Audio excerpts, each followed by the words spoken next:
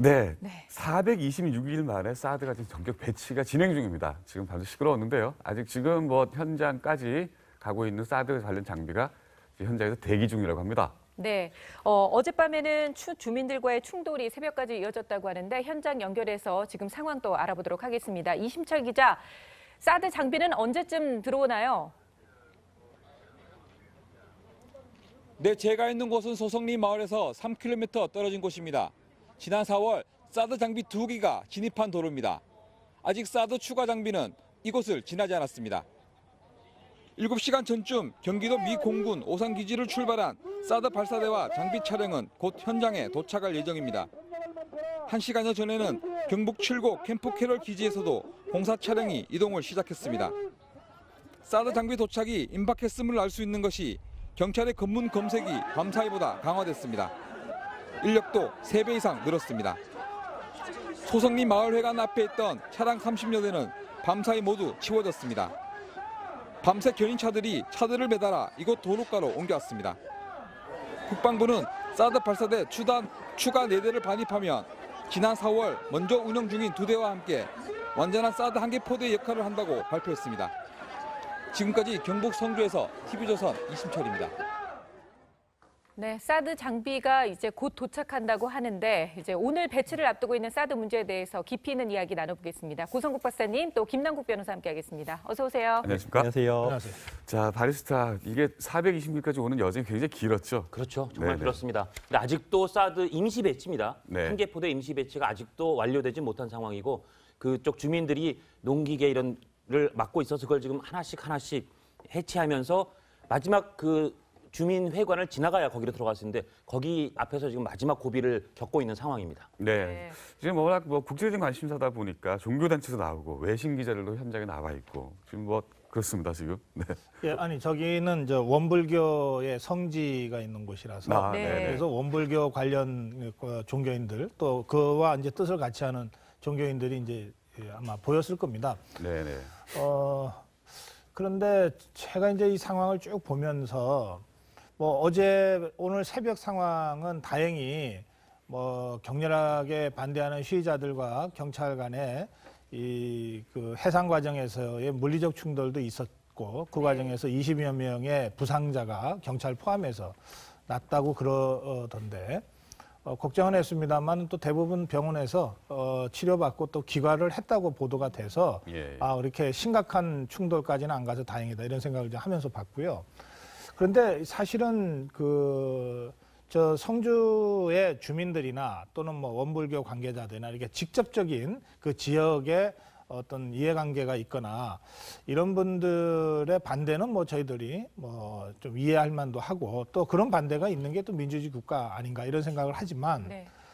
이 상황이 1년 반, 2년 가까이 이렇게 끌어오게 된 데는 저분들보다는 뭔가 사태를 좀 빨리 수습하고 정리하고 이런 그 책임이 있는 정치권이 오히려 사태를 이렇게 더 키워버린 거 아닌가 하는 생각을 감출 수가 없어요. 네. 그러니까 정치평론가인 제 입장에서는 바로 그 지난 한 1년 반 동안 보여준 정치권의 사드에 관련된 입장 그리고 어떤 입장들이 어떻게 변화됐고 지금 어떤가라고 하는 문제는 한번 꼭 좀 되짚어서 좀 해야 될 일이 아닌가 이런 생각이 좀 듭니다. 네, 426일 만에 임시 이제 배치가 되는 건데요. 사실 문재인 정부가 출범을 하면서 잠시 답보 상태에 있다가 이제 다시 또 굉장히 좀 전격적으로 다시 임시 배치가 되는 거거든요. 네, 그만큼 우리나라를 둘러싼 북핵 위기가 급변했다라고 보일 건데요. 사실 문재인 대통령 같은 경우에는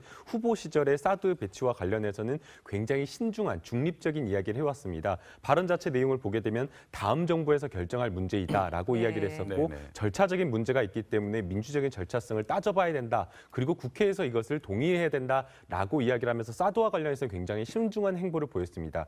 그리고 실제 정부를 꾸리고 나서도 사드가 4개 포대가 왜 이렇게 도입됐을 때 보고가 제대로 되지 않았냐라고 이야기를 하면서 국방부의 보고 누락 문제를 지적을 했었고요. 그다음에 환경 영향 평가라든지 도입과 관련된 여러 가지 절차적인 것들이 다 누락됐기 때문에 이러한 것들이 문제가 있다라고 이야기를 하면서 사실상 사드를 연내 도입하지 않고 다음 해로 넘기려고 했습니다. 그렇죠. 아마도 예. 이러한 어떤 전략적인 배경에는 사실은 사드 배치와 관련된 시간을 벌고 그 시간을 버는 동안 중국이 사실은 사드를 배치한다는 것에 대해서 굉장히 그 반발하고 있었던 상황이기 때문에 네. 시간을 벌고 아마 중국에 대한 어떤 반발을 조금 완화시키고자 하는 그러한 노력이 있었던 것으로 보입니다. 그러나 사실은 이제 그 문재인 정부가 들어서고 나서 100일 이후 한 120일 정도 됐는데 이 사이에 뭐 단순하게 국지적인 어떤 그 뭐 탄도미사일 도발이 있었던 것이 아니라 7월 4일경에 ICBM 뭐 1차 탄도미사일 발사가 있었고요. 그다음에 또 다시 7월 28일 또 탄도미사일 발사가 있었기 때문에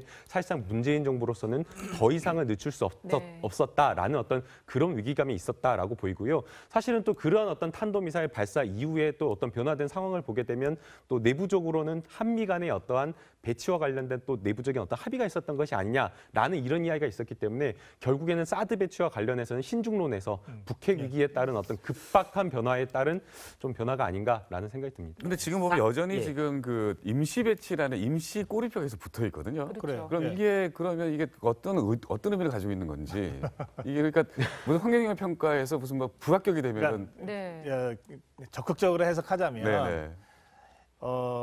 문재인 대통령과 집권당이 아무리 그 안보와 관련된 사안이라 하더라도 환경영향 평가라고 하는 민적 절차는 제대로 밟아야 된다라고 네네. 하는 입장을 갖고 있지 않습니까? 네. 이거는 뭐 네네. 아주 훌륭한 원칙이라고 생각합니다. 그런데 이 환경영향 평가, 일반 환경영향 평가를 하려면 지금 배치할 수가 없어요. 그러니까 예. 환경영향 평가에 걸리는 시간이 최소한 1년에서 1년 반, 때로는 2년까지도 걸리니까요. 그런데 문재인 대통령이 이 북한의 거듭된 도발 때문에 야, 이거 셋업 배치는 빨리 해야 되겠다라고 생각을 한 것 같아요. 그러니까 시간이 많이 걸리는 일반 영향 평가는 앞으로 할 겁니다. 네. 예. 하는데 그 전에 우선 사드를 좀 임시로라도 빨리 배치를 하자. 한 포대라도 하는 것이고요. 네. 그 한 포대를 배치하는데도 최소한의 영향 평가가 필요하니 그것은 소략한 영향 평가로 배치하자고 해서 뭐 전자파도 측정하고 이랬던 거 아닙니까? 네네. 그러니까 그런 점에서 보면 문재인 대통령이 지금 그러니까 임시 배치를 결정한 것은 언제든 다시 처리하기 위해서가 아니라 네. 배치를 향해서 가는데 최대한 좀 빨리 배치하기 위해서 지금 우선 임시 배치를 하고 일반 영향 평가를 받아서 제대로 된 배치로 가자 이런 판단이 있다. 네, 저는 네. 적극적으로 해석하자면 그렇게 해석할 수 있다고 생각합니다. 그런데 네. 그런데도 이제 앵커께서 이 질문을 한 이유가 있잖아요. 이것은 작년에 대선 과정에서 보여준 문재인 후보의 이 문제에 대한 입장 때문에 그런 겁니다. 그러니까 대선 과정에서는 문재인 후보가 김 변호사도 설명했지만 다음 정권에 넘겨라. 그다음에 이 문제를 외교적으로 중국과 함께 풀을 수 있는 어떤 그 대책이 필요하다. 이러면서 상황에 따라서는 사드를 배치 안 할 수도 있다는 뉘앙스의 발언을 쭉 했습니다. 네. 예, 예. 말하자면 전략적 모호성을 견지하면서 이걸 열어둔 거거든요. 네. 근데 이렇게 되니까 만약에 그 기조라면 지금 임시 배치하고 있다가 영향 평가 결과에 따라서는 다시 취소할 수도 있나? 이런 네. 이제 의구심이 그렇죠. 이제 제기되게 되는 그렇죠. 것이고요. 네. 그것은 1년 전의 일이고 네, 네. 지금 우리 한반도의 엄중한 이 안보 상황에서 보면 제가 조금 전에 설명드린 대로 우선 급한 대로 민시 배치하고 영향 평가를 거쳐서 정식 배치하는 식의 수순을 밟고 있다고 해석하는 것이 현재 시점에서는 맞는 것 같습니다. 네, 네. 그럼 뭐 해석의 문제가 어쨌거나 실제로 어떻게 될지 진짜 궁금한데요. 네. 사드가 왜 이렇게 우여곡절을 겪었는지를 보려면 미국과 중국의 관점을 잠깐 짚어볼 필요가 있습니다. 예. 미국 입장에서는 사드는 이를테면 안전요원의 구명조끼 같은 거였습니다. 네. 주한미군을 한반도에 보내놨는데 북한의 여러 가지 위협이 있으니 구명조끼를 입히겠다. 그런 접근이 지금 남김천 IC에서 사드 장비 출발했다. 그런 속보가 들어오고 있네요. 네. 예, 속보 들어온 대로 계속 앵커 전해주시고 그런 구명조끼를 입혀야겠다는 게 미국의 관점이기 때문에 이걸 안 하면 우리는 안전요원을 빼겠다. 주한미군을 빼겠다. 거의 그런 접근이었던 반면 중국은 사드는 미국이 거대하게 꾸미고 있는 MD 미사일 방어 체계의 일환이다. 그래서 두 국가의 그 관점이 극명히 엇갈렸는데 예. 미국이 구명조끼라고 하는 걸 우리가 못 입히겠다 주한미군에게. 그러면 주한미군과 한미동맹 사이가 한미동맹이 완전히 균열되는 거였기 때문에 그 부분을 우리가 너무 오래됐던 놓쳤다는 것. 두 번째, 중국이 왜 이렇게 섭섭하게 생각하느냐. 전 박근혜 대통령, 전 대통령과 문재인 대통령 두 사람 다 조금씩의 잘못이 있다고 생각합니다.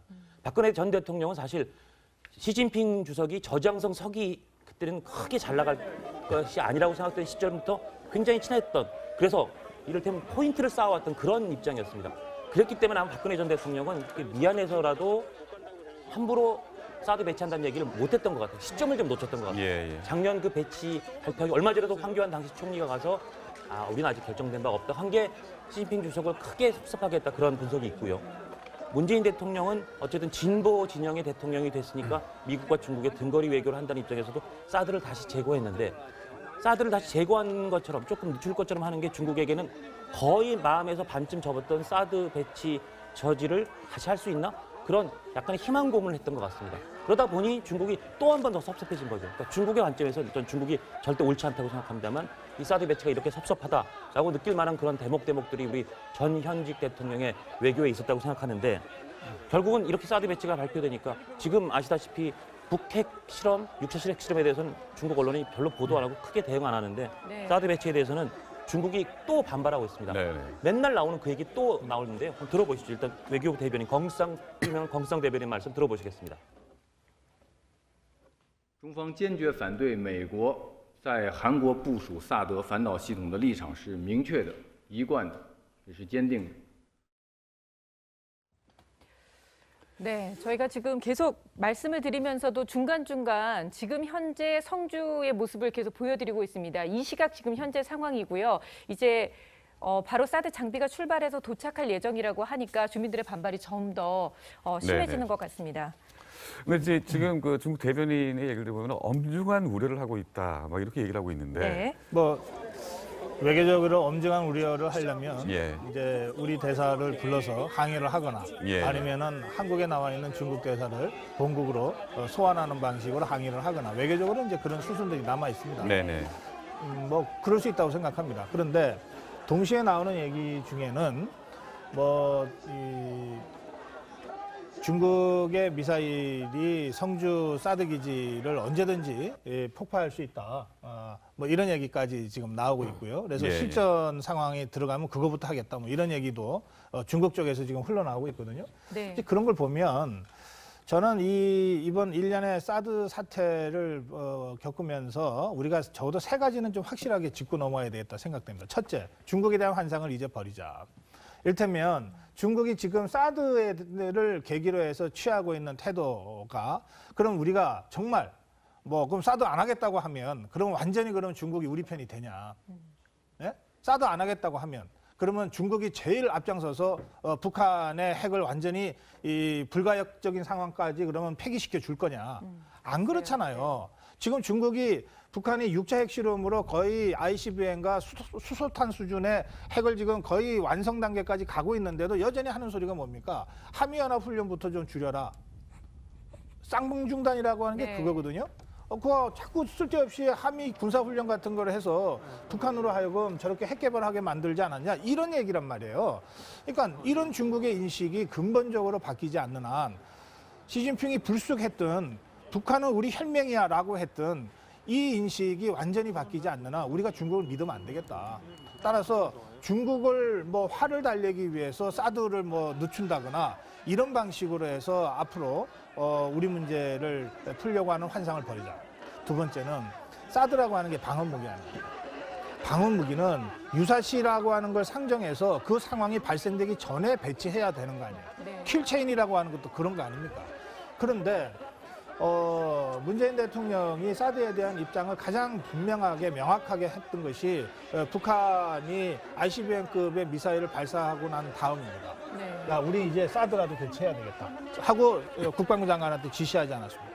이거는 상황이 발생하고 나서 비로소 사드에 대한 최종적인 대통령의 입장이 정해졌다는 얘기거든요. 예. 저는 이런 방식으로 뒤쫓아가는 이런 국방으로는 조금 국민들을 안심시키고 특히 미국 우방 국가를 안심시키고 그들로부터 신뢰를 얻기가 쉽지 않다고 생각합니다. 그다음에 세 번째가 이 문제와 관련된 집권당 의원들, 물론 몇 달 전에는 야당 의원들이었죠. 말하자면 사드 댄스를 췄던 분들이요. 네. 지금 민주당이 사드 배치는 이제 불가피해졌다 얘기하잖아요. 불과 몇 달 전에는 사드 괴담을 가사로 해서 댄스까지 췄던 사람들입니다. 그런데 이 사람들이 불과 몇 달 후에 맞아요. 그 몇 달이라고 하는 게 북한이 핵실험하고 뭐 ICBM 쏘는데 그 상황 변화에 와서야 비로소 불가피해졌다고 얘기한다면 북한이 저럴 건 몰랐냐.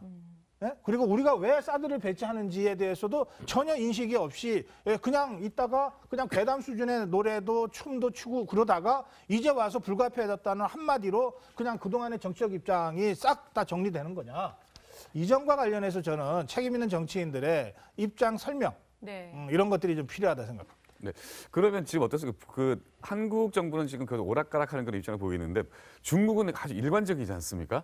그러면 지금 이 사드 배치로 인해서 그 유엔 제재에 동참하거나 송유관을 끊는다든지 이런 거는 물 건너간 거 아닙니까? 그걸 기대하기가 사실상 어려워졌다라고 생각이 됩니다. 예, 사실상 예. 이번에 사드 배치로 인해서 중국의 어떤 반발을 크게 두 가지로 분류해 볼 수 있는데요. 네. 북한과 관련된 우리나라가 지금 한미일이 지금 추진하려고 하는 새로운 대북 유엔 제재 결의안에 대해서 과연 중국이 동참할 것이냐 이 부분인데 당장에 지금 미국과 관련해서는 원유와 관련된 수출을 중단하는 그러한 어떤 대북 제재 결의안을 새롭게 지금 유엔에 지금 돌려놓은 상태입니다. 네네. 그러나 북한에 대해서 중국이 과연 이 원유 공급 중단을 할 것이냐라는 이야기를 들어보면 네. 현실적으로 사실상 어렵다라는 점도 있는데 지금 이 사드 배치와 관련된 이 중국의 반발을 봤을 때 우리나라에 어떤 도움을 주기에는 현실적으로 어렵다라는 생각이 들고요. 뭐 북한에 대한 북핵 문제도 사실은 도움을 받기 어렵지만 더 큰 문제는 중국에서 지금 일을 하고 있는 우리나라 기업들입니다. 뭐 지금 현대차 같은 경우에는 며칠 전에 뭐 중단이 됐다가 다시 재개되었고 또 다시 지금 그 생산이 중단되었다라고 이야기를 하고 있는데요. 외부적으로는 지금 밑에 있는 뭐 하도급 업체에 대금을 지급하지 않았다. 그 대금을 지급하는 업체가 지금 뭐 현대차와 같이 이제 합작을 하고 있는 재무를 담당하고 있는 회사에서 자금을 지급하지 않았다라고 이야기를 하고 있는데 실제 또 안에 있는 현대차 내부에서 또 파악하는 것은 사드와 관련된 어떤 정치적인 어떤 문제가 있는 것이 아니냐라고 지금 이야기를 하고 있고 네. 그 외에도 여러 가지 그러니까 뭐 중국도 WTO에 가입되어 있기 때문에 사실상 이것에 반하는 어떤 제재 조치를 하기는 어렵겠지만 중국이 가지고 있는 여러 가지 합법적인 규제 수단을 굉장히 강화하고 올리는 수준에서 네네. 사실상 우리나라의 기업에 지금 불이익을 주고 있는 거 아니냐라고 이야기를 보고 있는 거고요. 그리고 그러한 어떤 불이익 수준 자체가 굉장히 올라갈 수 있다라는 점에서 어떻게 보면 굉장히 지금 위기 상황으로 가요. 우리 입장에서는 잠깐 말씀드리면 참 시점이 얇았습니다. 어제 사우스 차이나 모닝포스트가 중국은 지금 이 대북 송유관 끊는 거에 대해서 얘기를 안 하고 있는데 사우스 차이나 모닝포스트가 중국 전문가를 인용해서 부분적 원유 중단을 할 수도 있겠다. 그런 보도가 나왔었습니다. 네. 그러니까 원유 수출에 상한선을 둔다든지 잠깐 예, 예. 끊는다든지 그런 얘기가 나오던 시점에 마침 사드가? 예정됐지만 사드가 예, 예. 돼서 중국이 다시 난 이거 못하겠다라고 할 수 있는 빌미를 준 것 같아서 네네. 저희 관점에서는 참 시점이 얄궂게 꼬였다 그런 생각이 듭니다. 우리 입장에서는 뭐 정말 온 국민의 생명과 안전이 달린 문제이지만 사실 미국이나 중국이나 러시아 입장에서는 여러 분쟁 지역 중에 한 군데에서 조금 시끄러운 문제가 발생한 것 정도일 거예요. 네네. 네? 그래서 이거 정확하게 우리가 인식해야 됩니다. 이거는 우리 문제고 누구도 믿을 사람이 없다. 믿을 나라 없다. 우리는 우리밖에 믿을 게 없다라고 하는 관점을 확실하게 가져야 됩니다.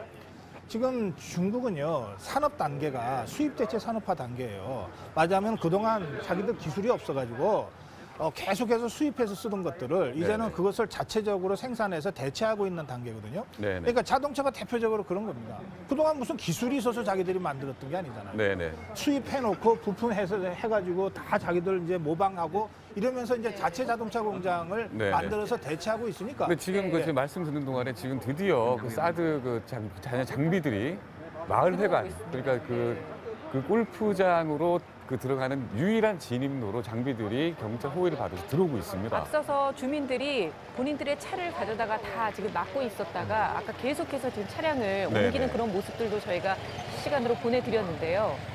아주 지금이야 지금 뭐 화면상으로는 뭐 그렇게 뭐 소음 같은 거 들리지 않지만 현장은 굉장히 긴장돼 있을 것 같은데요. 지금 저기에 이제 사드 관련된 장비들이 약 차량 한 10여 대 나눠서 지금 탑재가 되어 있는 겁니다. 그러니까 멀리서 오산, 평택 이쪽 그 기지에서 지금 들어왔던 장비들이죠. 네. 그러니까 진입장벽, 아까 말씀드렸던 진입장벽이 이제 해체 작업 완료되고 네. 드디어 이제 그 사드 기지를 향해서 가는 어떻게 보면 되게 좋은 의미든 나쁜 의미든 좀 역사적인 순간의 네. 한 장면을 좀 보고 계시는 겁니다. 네. 참 저 상황이 점점 뭐랄까요? 어떻게 보면 심각하고 어떻게 보면은 전격적으로 잘 진행이 되고 있는. 그러니까 저는 뭐 크게 문제, 네네. 그러니까 앞으로도 어려워질 거라고 생각하지 않습니다. 쉽게 예, 말씀드리면 주식 시장도 보면 뭐 불안하다 할 때 이게 출렁이는 거지 막상 그게 현실화되고 나면 마냥 불확실성이 제거되기 때문에 오히려 주식 시장이 안정되는 경향을 보이잖아요. 네네. 그러니까는 중국 이로 인해서 오늘 저 화면을 보고 중국이 더 센 경제 보복을 할 거다. 그렇게 저는 그 상황이 그렇게 될 것 같지 않습니다. 오히려 우리 입장에서는 사드가 빌미를 주긴 했지만 어차피 중국이 수입대체 산업화 단계에 있기 때문에 중국에 진출해 있는 우리 기업들이 여러 가지 형태로 어려움을 당할 수밖에 없는 단계에 지금 들어서 있는 거예요. 예. 근데 그것이 사드를 빌미로 해서 다양한 형태로 조금 더 노골적으로 네네. 이루어지고 있다라고만 보시면 되는 거예요. 알겠습니다. 그럼 중국한테 기댈 수 있는 멀어지는 상황에서 어제 그 문재인 대통령, 그리고 푸틴 러시아 대통령과 만나서 해법을 제시했으나 거절당한 거죠. 예, 그래서 아까 처음에 키워드를 어제는 한 목소리 푸틴이 아니라 트럼프 대통령과 우리 대통령이었고 네. 푸틴과 우리 대통령 사이에 딴 목소리가 나왔다. 어제도 짚어드렸지만 사실은 대북 원유 그 금수 관련돼서 조금이라도 진전이 있으면 굉장히 성과가 있는 거고 아니면 성과가 없다 그랬는데 일단 네네. 성과가 없는 쪽으로 그렇게 나온 결과는 그렇습니다. 네. 어제 그 딴 목소리 나왔던 그 영상을 좀 보시고 이야기를 계속 나누도록 하겠습니다. 네, 영상 준비 아직 안 됐나요? 북한의 계속되는 도발 때문에 국제 정치 상황이 아주 엄중해졌습니다. 북한의 도발을 멈추게 하고 북한 문제를 근원적으로 해결하기 위한 그런 방안도 함께 모색하기로 희망합니다. В то же время понятно, что решить проблемы Корейского полуострова одними лишь санкциями и давлением невозможно. Не стоит поддаваться эмоциям и загонять Северную Корею в угол. Я хочу поздравить наших корейских друзей с выходом, с тем, что сборная Кореи завоевала право участвовать в чемпионате мира 2018 года в России. Будем ждать вашу команду. 감사합니다. 예. 네, 늘 그렇듯이 어제도 지각을 했고 그리고 마무리는 축구로 끝났습니다만 사실 원유 공급 중단을 요청하는 것에 북한 주민들이 피해를 볼 수 있다. 이런 식으로 이제 돌려서 피해갔거든요. 제가 어제 요리를 좀 잘하고 오셨으면 좋겠다 그랬는데 잘못하다가 요리 당할 뻔했습니다. 예. 우선 말씀하신 대로 네. 아주 고질적으로 이게 사실 전략적인 거예요. 외교적인 겁니다. 일부러 늦게 나오고 그리고 맨 마지막에 무슨 기습 공격하듯이 월드컵 축하하면서 분위기를 확 자기가 끌어가는데 예. 그러나 실질적으로 메시지에 보면 보십시오. 감정적으로 대응하다가 아니 우리 국민이 지금 감정적으로 대응하고 있습니까? 우리로서는 이게 5천만 국민의 안보와 생명이 직결된 문제인데 그럼요. 네. 이거를 한마디로 무슨 감정적으로 대응하면 안 된다라고 지금 훈수하듯이 훈계하듯이 그러고 있잖아요. 더구나 더 심각한 것은 어제 푸틴이 우리 대통령이 북핵 문제를 해결하기 위해서 압박과 제재를 좀 공동으로 하자고 한 데 대해서 푸틴이 역으로 제안한 게 이 3단계 로드맵이라고 하는 건데요. 이걸 보시면 이 사람들이 무슨 생각을 하는지를 잘 아실 거예요. 첫째가 북한의 핵실험을 중단시키고 한미가 그 군사훈련을 축소해라. 이게 제가 여러 차례 말씀드렸습니다만 중단이라고 하는 것은 2단계에서 중단한다는 뜻입니다. 그러니까 지금까지 개발된 걸 인정하겠다는 뜻이에요. 네. 폐지가 아니고 중단이라고 하는 것은 우리가 받아들일 수 없습니다. 2단계에서 중단하면 우리는 영구히 우리는 핵을 못 가지고 북한은 이미 개발한 핵을 가지고 우리를 인질로 잡게 돼 있습니다. 그래서 이 핵실험 중단이 언뜻 보면은 현재의 위기를 해결하는 방안처럼 보이지만 이거야말로 외교적인 술수입니다. 우리 입장에서는 핵무기 폐기를 주장해야 되는 거예요. 그래서 핵무기를 중단해서 완전히 그 남한을 북한의 핵골무로 가게 하는 대신에 한미 군사훈련을 축소해라. 그 다음에 한국과 미국과 일본이 북한하고 평화협정을 체결해서 북한 체제를 외교적으로 인정해라. 체제를 보장해라 이거거든요. 그리고 나서 미군 철수하라 이렇게 돼 있습니다. 예. 그러니까 뭐 러시아나 중국이나 거의 똑같은 주장을 하고 있고 이것이 북한의 주장이기도 합니다. 네네. 그러니까 이 주장을 우리가 다시 바꿔온 거거든요. 그런 면에서 이 한반도 아해를 둘러싸고 있는 미국, 일본은 뭐 우리 우방이니까 그렇지만 우리가 환상에 빠질 뻔했던 중국과 러시아가 어떤 입장인가라고 하는 것을 아주 냉정하게 봐야 될 상황이 됐다는 거죠. 네네. 며칠 전에 저희가 무슨 뭐 이게 문재인 정부가 드디어 꿈에서 깨어나고 있다라고 한번 네. 언급한 적이 있었는데, 환상에서 깨야 된다. 네. 네. 김 변호사님, 이 지금 러시아의 반응, 푸틴의 반응 예상됐던 거죠? 당연히 예상됐던 예, 예. 것이고요. 이게 지금 뭐 푸틴 대통령이 이야기하는 3단계 이 로드맵은 어느 날 갑자기 나온 것이 아니라 네. 아주 오랫동안 푸틴이 가지고 있던 생각입니다. 예. 그렇기 때문에 뭐 문재인 대통령이 이번에 한러 정상회담에서 당장의 어떤 러시아의 동의를 이끌어낸다라는 그것보다는 단계적으로 러시아의 이해를 구하겠다라는 생각으로 정상회담을 한 것으로 보이고요. 네. 이번에 순방 일정을 보게 되면 사실 뭐 중국 같은 경우에는 먼저 만날 수가 없었던 상황이었지만 예. 일본을 놔두고 러시아를 만났다라고 하는 것은 향후에 어떤 북한 핵과 관련된 이해를 구하는 데 있어서 사실상 러시아의 역할이 중요하다라는 예. 문재인 정부의 인식이 깔려 있다라고 보입니다. 지금 상황을 보게 되면 한반도를 둘러싸고 한미일과 북한과 러시아, 중국이 사실상 대결 구도를 하고 있는 상황입니다. 네. 그 상황에서 사실상 중국은 사드 배치와 관련된 것에 대해서 우리나라에 반발하고 있는 상황이기 때문에 이러한 어떤 3대3 대결 구도에서 러시아가 우리 편을 좀 들어주거나 아니면은 그 3대3 대결 구도에서 조금 중립적인 역할만 하더라도 사실상 우리나라로서는 굉장히 큰 도움이 되는 것이고요.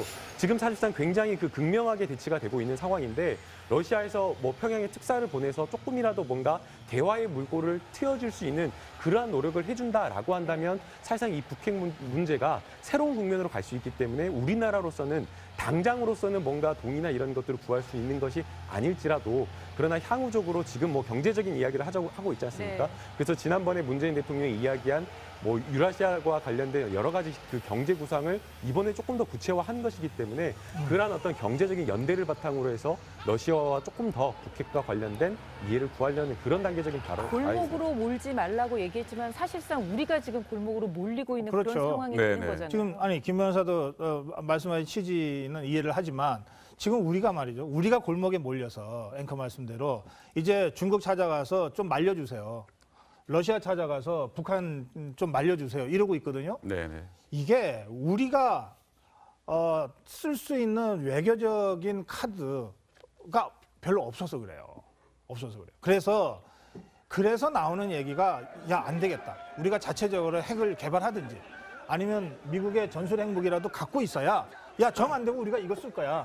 라고 하면서 이 부탁하러 다니는 것이 아니라 요구하러 다닐 수 있게 되는 거예요. 예, 예. 그러니까 그 점에서 저는 문재인 정부가 대놓고는 못하겠지만 정말 뒤로 앉아서는 여야를 넘어서 핵 개발이라든지 핵 주권이라든지 또는 미군의 그 전술 핵무기 재배치 문제 같은 것을 심각하게 검토해야 됩니다. 그리고 이걸 심각하게 검토하고 있다는 걸 다 알잖아요. 네네. 예? 그것만으로도 상당한 정도의 교섭력 강화가 이루어집니다. 그러면 어떻습니까? 사드 배치를 주도했던 전 집권 여당, 한국당. 지금 뭐 그 문재인 대통령 순방 중에는 정쟁을 중단하겠다라고 하고 그리고 어제 봤더니 그 한국당 의원들이 해병대를 찾아서 네. 격려를 하셨습니다. 좀 옹색하죠? 왜 옹색하냐면 네. 이 사람들이 한국당이 정기국회를 보이콧한 직접적 이유는 MBC 김장겸 사장에 네네. 대한 이 무리한 체포영장 발부. 그러니까 예, 한국당은 예. 그렇게 설명합니다.에 대해서 항의하기 위해서였는데 이제 김장겸 사장이 자진 출석해서 조사까지 받았으니까 예, 예. 국회 보이콧을 할 명분이 일차적으로 없어진 거 아닙니까? 네, 네. 네. 그래서 슬며시 안보 상황을 지금 명분으로 내세워서 안보 행보를 하면서 보이콧을 계속하고 있거든요. 네. 굳이 이래야 됩니까? MBC 김장겸 사장과 관련된 걸로 시작된 것은 그렇게 마무리가 됐으면 다시 국회에는 복귀하는 것이 맞습니다. 그리고 안보 상황이 또 다른 형태로 문제가 발생했을 때는 뭐 다시 또 장애로 갈 때는 가더라도 말이죠. 예, 예. 그런 점에서 이런 설명을 잘 안 하고 슬며시 이 안보 상황까지 끌어들여서 이 장애 투쟁은 계속하면서 안보 행보를 한다. 이게 국민들한테는 조금 옹색한 모습으로 비칠 가능성이 많습니다. 네, 지금 이 시각에 장비가 들어가기 시작하면서 일부 주민들이 경찰에 의해서 저지가 되고 네. 지금 이제 옮겨지는 그런 모습까지 지금 보여졌습니다. 아무래도 이제 현실화되니까 주민들 입장에서 더욱더 격렬하게 이제 항의할 수밖에 없는 상황이 돼버렸네요. 제가 이 말씀을 드릴 건 아까 조금 고민했는데 이 말씀 조금 우리한테 암울한 시나리오를 잠깐만 소개하겠습니다. 아까 푸틴이 얘기했던 3단계 로드맵, 중국이 얘기하는 양중단, 이게 사실은 우리가 제일 걱정해야 될 거는 트럼프 대통령이 김정은과 이런 위험한 거래를 할 수 있다는 지점입니다. 네. 뉴욕타임스가 얼마 전에 트럼프 대통령의 그런 승부사석 기질이 잘못 발휘되면 그런 위험한 거래, 최악의 거래 할 수 있다가 거의 이 내용과 일치합니다. 트럼프 대통령이 외교적 뭔가 성과를 내기 위해서 김정은과 소위 빅딜을 통해서 평화협정 맺자. 그러니까 김정은은 이렇게 얘기할 겁니다. 걱정되지? ICBM은 폐기할게. 미국은 안 쏠게. 우리 핵무기 불량한 세력한테 줄까 봐 걱정되지? 그거 안 줄게. 두 가지 약속하면 어떻게? 콜? 이렇게 하면 트럼프 대통령 입장에서 그래 그거 받자. 대신 우리가 평화협정 맺자. 한국은 침략 안 하는 거다. 알아서 그렇게 할게. 거기까지 만에 하나 그런 딜이 된다면 이게 지금 중국, 러시아가 그리는 그림과 비슷해지는데 그런 빅딜을 할지 모른다고 뉴욕타임스가 트럼프 대통령에 대해서 우려했습니다. 만약 그런 거래가 됐다. 그다음 또 뉴욕타임스가 어제 한국에 대해서 김정은이 갖고 있는 생각은 한반도 무력 통일이다.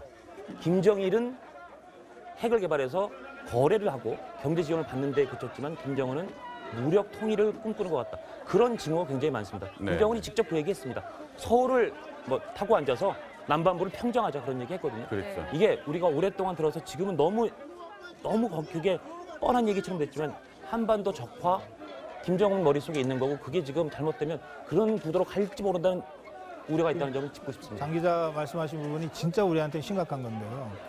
북한이 남한을 적화 통일하겠다고 한 건 70년 동안 해왔던 얘기지만 그동안에는 주로 무장 게릴라를 좀 보낸다거나 우리 대통령을 암살하기 위해서도 한다거나 이런 거였습니다. 그런데 태영호 공사가 망명 와서 금년 초인가 했던 얘기인데 북한이 핵을 직접 서울을 향해서 쏠 수도 있다. 김정은의 경우에는. 그렇게 해서 불바다 만들어 놓고 그걸 적화 통일이라고 생각할 가능성도 배제할 수 없다. 이런 취지의 얘기를 했거든요. 그런데 지금 보면 이번에 핵실험한 것이 만약에 서울에 터지면은 한 200만 명이 일시에 증발해서 다 죽고 그리고 그걸로 전쟁이 그 한 방으로 끝날 수도 있는 상황 아닙니까? 그리고 전쟁이라고 하는 게 일단 먼저 선제 공격해서 그렇게 터지고 난 다음에 방어하고 반격한다 그래봤자 러시아나 중국에서 이렇게 된 거 이제 이렇게 해서 협상으로 가거나 휴전으로 가거나 이게 전쟁의 양상이 그런 건데요. 그런 점에서 이 문제는 우리가 한가하게 미국에 향한 데드라인, 레드라인이 어떻다 이렇게 할 얘기가 아니다. 이미 우리한테는 정말 이 목 밑에 옆구리에 칼을 지금 몇 개씩 들여대면서 우리를 협박하고 있는 상황이거든요. 그런 상황에 우리가 어떻게 대응할 거냐 이렇게 고민을 모아야 될 거라고 생각합니다. 알겠습니다.